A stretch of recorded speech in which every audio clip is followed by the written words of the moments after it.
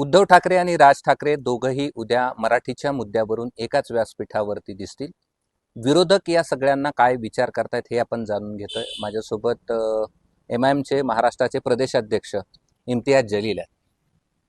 तुम्ही एक वक्तव्य केलेलं होतं, ते खरं ठरलं. तुम्हाला साहजिकच तुम्हाला ते आठवत असेल की हे दोघं एकत्र यायच्या आधीच भाजपा काहीतरी मोठं करेल आणि तो मुद्दा मागे घेतला. मात्र तरी देखील विजयी मेळावा होत आहे. याकडे आपण कसं बघता एका पक्षाचे प्रदेशाध्यक्ष? मी अनेक दिवसापूर्वीच हे सांगितलं होतं की हे जे मोर्चा काढणार होतो मराठी भाषेच्या संदर्भात आणि हिंदीच्या विरोधात जे काढणार होतो, त्यावेळीच मी मीडियाला सांगितलं होतं की ते मोर्चा काढण्याच्या अगोदरच ते असं स्ट्रॅटेजी करणार आहे की ते आम्ही मागे घेत आहे. आणि तसंच घडला, कारण त्यांना माहीत होतं की उद्धव ठाकरे आणि राज ठाकरे एकत्र आले तर या महाराष्ट्राचं राजनैतिक चित्र जे आहे तो खूप मोठ्या प्रमाणात त्याच्यामध्ये बदल होणार आहे. आणि मराठी लोकांना जे पाहिजे होतं की आज बाळासाहेब ठाकरेंचे जे वंशज आहे ते एकत्र येण्यास हे सर्व महाराष्ट्रीयन लोकांची इच्छा आहे. तुम्ही मान्य करा नाही करा. आणि ते भाबता देवेंद्र फडणवीस साहेब आणि एकनाथ शिंदे आणि अजित पवार बसले आणि म्हटले की बाबा हे मोर्चा निघाला तर आपली तर वाट लागणारच आहे, म्हणून त्यांनी ते परत घेतले.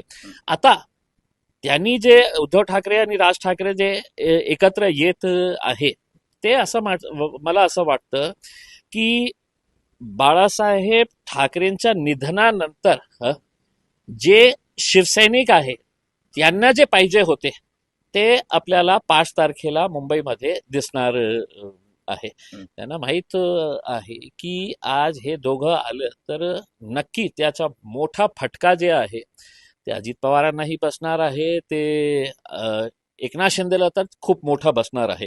आणि याच्यातून असं होतं की हे सगळं जे गेम आहे ते आपले चाणक्य जे आहे देवेंद्र फडणवीस साहेब तर नाही करत आहे. कारण त्यांना त्यांना आपल्या राजनीती टिकवायची असेल की त्यांना माहित आहे की एकनाथ शिंदे शिवसेनेला फोडून माझ्यासोबत आलं, उद्या मला फोडून ते पुन्हा कुठेतरी जाऊ शकतं. कारण जेव्हा एक देवेंद्र फडणवीस मुख्यमंत्री होणार होते तर एकनाथ शिंदे साहेबांचा ज्या रोल होता आणि त्यांचा जे भाव होता की नाही मला हे पटत नाही, मला मुख्यमंत्रीच पाहिजे, त्यांनी आपला इच्छा दर्शवून दाखवली होती. म्हणजे तुम्हाला असं म्हणायचं की या दोघांना एकत्र आणण्यामागे देवेंद्र फडणवीसांचा हात आहे? त्यांना माहित आहे की आपण कधीही राज ठाकरे साहेबांना आपल्याकडे घेऊ शकतो. पण आज त्यांना माहित आहे की जे एकनाथ शिंदेने शिवसेना फोडण्याचं काम केलं होतं आमच्या सांगण्यावरून, ते पुन्हा मुख्यमंत्री होण्यासाठी ते शरद पवार साहेब सोबत जाऊ शकतं, अजित पवारचं वेगळं गट तयार करून ते सोबत जाऊ शकतं. तर काहीही शक्य आहे, परम्युटेशन्स अँड कॉम्बिनेशन. म्हणून त्याला चेक करण्यासाठी हे त्यांनी करत असेल. मग काय कारण होतं की देवेंद्र फडणवीस साहेब स्वतः राज ठाकरे साहेबांकडे गेलं आणि त्याच्यानंतर त्यांची भाषा कशी बदललेली आहे सगळ्यांना म्हणजे एकनाथ शिंदेंना त्यांचा प्रभाव चेकमेट करण्यासाठी त्यांना आपलं राजनीतिक काय आहे की आजच्या राजनीतीमध्ये कोणत्याही पक्षावर किंवा कोणत्याही नेत्यावर तुम्ही विश्वास ठेवू शकत नाही. आज तुमच्या सोबत बसलेला दिसेल तुम्हाला, अर्धा तासानंतर तुम्हाला कळेल की बाबा ते गेलं. नाही, मी तर इथे आहे, इथेच राहणार आहे. पण दुसऱ्या क्षणी तुम्हाला जसं होतं ना की गुवाहाटीला जाणारे लोक एकत्र बसले होते आणि त्यांना माहितीच नाही होतं की त्यांचे अर्धे लोक आहे ना ते गुवाहाटीला निघालेले आहे. तर कधीही शक्य होऊ शकतं असं प्रकारची घटना. या दोघं एकत्र आल्याचा सर्वाधिक फटका कुणाला बसेल आणि महाराष्ट्राच्या राजकारणाचं चित्र कसं बदलेल? नाही, काय आहे की आज ठीक आहे आमचा वैचारिक राजनैतिक मतभेद आहे, शिवसेनेची आहे की राज ठाकरे साहेबांच्या मनसेसोबत ही आहे. पण मराठी माणसाची एक ताकद बाळासाहेब ठाकरेंनी निर्माण केली होती. मराठी माणसाची एक बुलंद आवाज म्हणून शिवसेनेचा जन्म झाला होता. अच्छा, राजनीतिकसाठी काय काय घडलं ते आपल्याला माहीत आहे. कुठेतरी आज मराठी लोकांना असं वाटतं की हे जे नॉन मराठी लोक जे आहे ते त्यांचा प्रभाव जास्त पडू लागलेला आहे.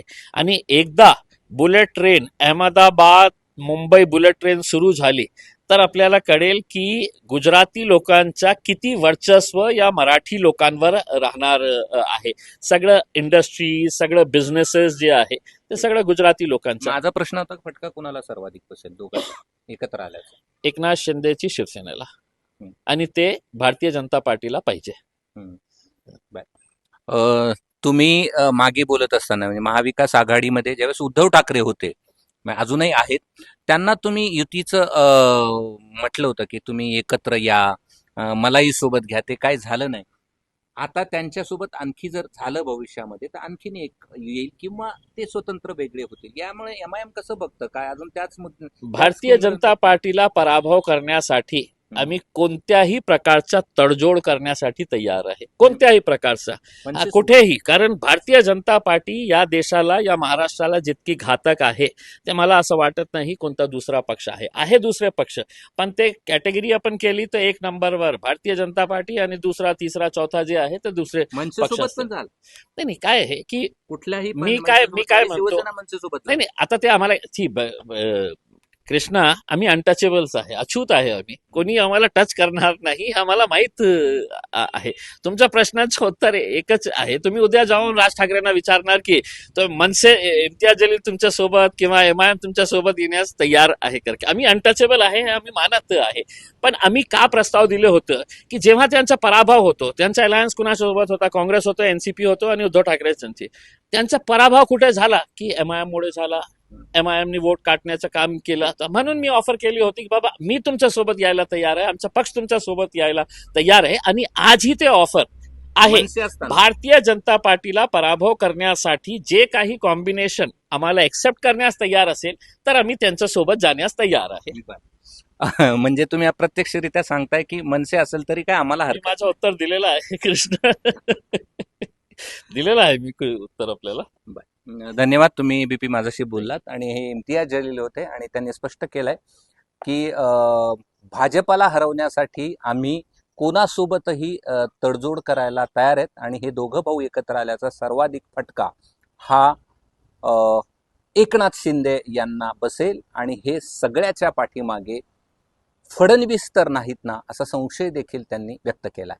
मी कृष्णा केंडे, एबीपी माझा, छत्रपती संभाजी. एबीपी माझा, उघडा डोळे बघा नीट.